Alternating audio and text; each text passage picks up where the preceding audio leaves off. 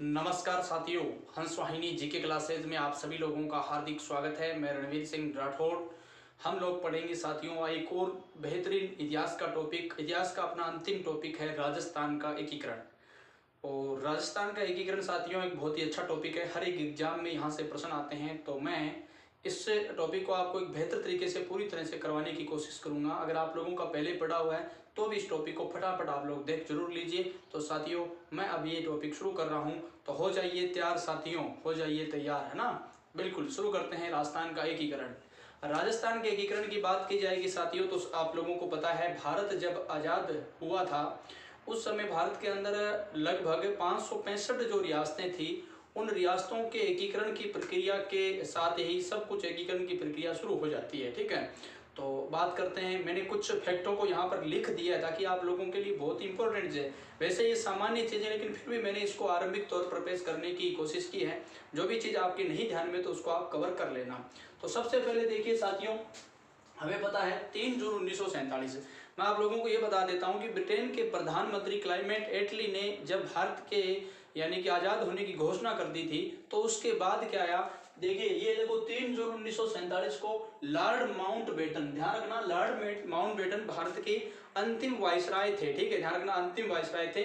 तो इन्होंने क्या किया, भारत विभाजन की क्या कर दी, घोषणा कर दी। भारत विभाजन की घोषणा मतलब भारत और पाकिस्तान दो अलग अलग देश हो गए, तो भारत विभाजन की क्या कर दी गई, घोषणा कर दी गई। और आगे क्या बताया गया कि देशी रियासत है ना, किसी भी संघ, चाहे वो भारत में चाहे वो पाकिस्तान में, शामिल होने या स्वतंत्र रहने की अनुमति है। यानी कोई भी रियासत है शामिल होना मतलब या तो किसी संघ में शामिल हो सकती है या वो स्वतंत्र रह सकती है, ये है ना देने की अनुमति थी। आगे क्या हुआ कि स्वतंत्रता के मापदंड दो थे। एक तो 10 लाख जनसंख्या, एक साथियों 1 करोड़ वार्षिक आय, बहुत इंपॉर्टेंट है। यानी वही रियासत स्वतंत्र रह सकती है, दो शर्त पूरी करती है। तो क्या, 10 लाख जनसंख्या और 1 करोड़ वार्षिक आय। ठीक है, तो ये बहुत इंपॉर्टेंट है। अब राजस्थान में ऐसी कुल कितनी 4 रियासतें थी जो ऐसी मापदंड पूरी करती थी, और वो कौन कौन सी साथियों, एक तो आप लोगों का हो जाएगी मेवाड़, एक आप लोगों की हो जाएगी साथियों मारवाड़, एक बीकानेर, एक आपकी जयपुर। इनको कंठस्थ करना ही करना है, बहुत सरल सी चीजें हैं, मेवाड़, मारवाड़, बीकानेर और जयपुर। ठीक है, तो अब देखिए अगला बिंदु क्या हुआ, 5 जुलाई 1947 को, देखिए क्या होता है, 5 जुलाई 1947 को रियासती विभाग की स्थापना की जाती है। इसकी रियासती विभाग की स्थापना होती है, और इस रियासती विभाग के अध्यक्ष बना दिए जाते हैं किसको साथियों, सरदार पटेल को। किसको, सरदार वल्लभ भाई पटेल को, लौह पुरुष कहा जाता है। तो इनको क्या बना दिया जाता है, सरदार पटेल को, यानी इसके अध्यक्ष, रियासती विभाग का अध्यक्ष। इसकी स्थापना कब हुई, 5 जुलाई 1947 को हुई। ठीक, यहाँ तक समझ में आ गई कहानी। अब देखिए इसी का सचिव बनाया जाता है वीपी मेनन को। वीपी मेनन शॉर्ट में आता है हर जगह, लेकिन आप अगर फुल फॉर्म जानना चाहे तो वापल्ला पंगुनी मेनन, वापल्ला पंगुनी मेनन इसकी फुल फॉर्म, लेकिन कोई नहीं पूछेगा, फिर भी आप थोड़ा सा ध्यान दे लेना। अब देखिए ये आरंभिक चीजें अभी देश लेवल की चल रही है, इंडिया लेवल की चल रही है।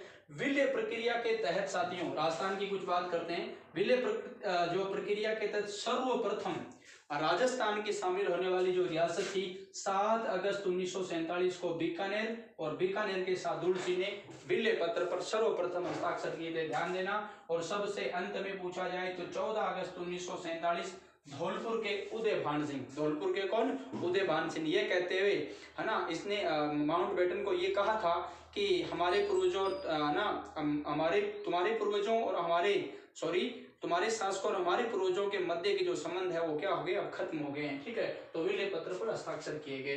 देखिए अगला बंद, अब 3 व्यक्तियों के यहाँ पर थोड़े से कथन है, थोड़ा याद कर लेना, थोड़ी थोड़ी बात है। एक तो है चंद्रवीर सिंह साथियों, चंद्रवीर सिंह बांसवाड़ा का शासक है। ये जब विलय पत्र पर हस्ताक्षर कर रहा था तो इसने क्या कह दिया कि मैं अपने डेथ वारंट पर हस्ताक्षर कर रहा हूँ। बिल्कुल डेथ वारंट ही था, क्योंकि उनकी रियासतें जा रही थी, सब अधिकार उनसे लगभग छीने जा रहे थे। ठीक है, तो ये बात आप लोग ध्यान रख लेना। अब देखिए जोधपुर शासक, जोधपुर शासक का नाम हनुमंत सिंह या हनुमंत सिंह, एक ही बात है। ये क्या है, पाक में शामिल होना चाहते थे। ठीक है, ये ध्यान रखना। और बाद में इनको है ना दबाव में लाया गया और हस्ताक्षर करवा लिए गए 9 अगस्त 1947 को। तो इसका मतलब ये भी शामिल हो गए भारत संघ में। अब देखिए धौलपुर शासक, धौलपुर शासक का भी नाम बताया मैंने, उदयभान सिंह। माउंटबेटन को इन्होंने क्या कहा कि आपके शासक और हमारे पूर्वजों के मध्य संबंध आज, है ना, आज संबंधों का क्या हो गया, सारा अंत हो गया, जो पुराने संबंध थे, ठीक है, तो ध्यान रखना। अब है राजस्थान का एकीकरण। अभी बात हम थोड़े से सारी मिलजुल भी कर रहे थे। तो राजस्थान के एकीकरण के समय पहला प्रश्न आता है कितने चरणों में, 7 चरणों में। समय कौन सा साथियों, मतलब समय कितना लगा, 8 वर्ष 7 माह और 14 दिन। 8 याद कर लेना, 7 के बाद 8 आता है, और फिर 7 7 दूनी 14, तो 8 वर्ष 7 माह 14 दिन, ठीक है, 8 वर्ष 7 माह 14 दिन। रियासतें साथियों कितनी है, 19 रियासतें। कितनी रियासतें थी, स्वतंत्रता के समय 19 रियासतें थी। ठिकाने कितने थे, 3 ठिकाने थे। ट्रिक बताया, निकू लावा। कितने, निकू लावा। तो नी से नीमराना, कु से कुशलगढ़, ला से लावा हो गया, ठीक है, निकू लावा। ट्रिक याद कर लेना, निकू लावा। और इधर देखिए, अब अपन चर्चा करते हैं साथियों की सबसे, यानी केंद्र शासित प्रदेश कितने थे। तो एकमात्र केंद्र शासित प्रदेश राजस्थान में था, वो क्या था, अजमेर मेरवाड़ा।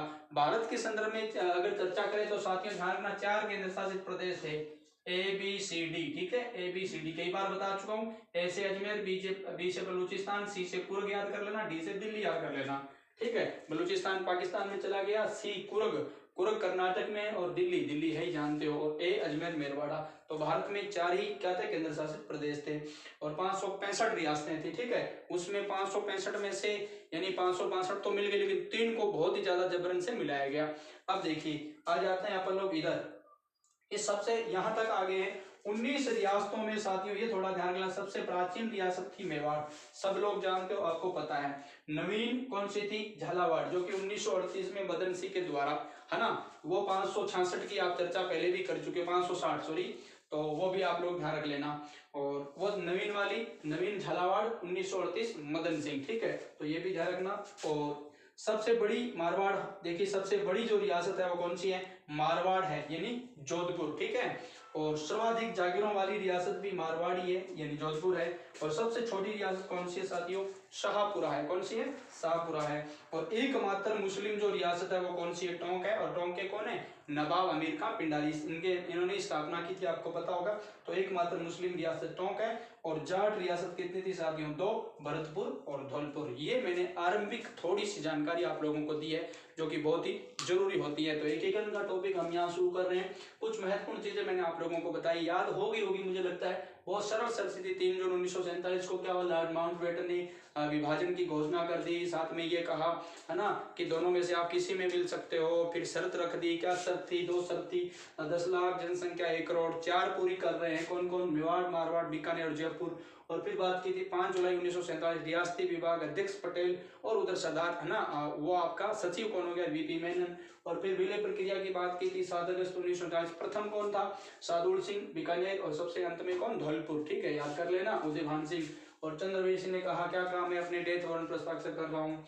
और ये धौलपुर के साथ साथ उदय भान सिंह ये क्या कहते हैं कि हमारे, है ना, माउंटबेटन को कह रहे हैं कि आपके पूर्वजों और हमारे, आपके शासकों और हमारे पूर्वजों के मध्य संबंध है वो खत्म हो गए हैं। और ये धौलपुर वाला हो गया। और राजस्थान के एकीकरण की कुछ बात आपको मैंने बताई है। 7 चरण, समय 8 वर्ष 7 माह, 7 चरण हो गया, 8 वर्ष 7 माह 14 दिन, रियासत 19, 3 ठिकाने, और सबसे बड़ी सबसे छोटी, जैसे मैंने आपको बताई। तो ये चीजें आप लोगों को याद होगी। तो आरंभ कर दिए साथियों हमने किसका, राजस्थान का एकीकरण का। अगली कक्षा में हम इनके अलग अलग चरणों को लेते हैं फटाफट साथियों। जय हिंद, जय भारत, वंदे मातरम।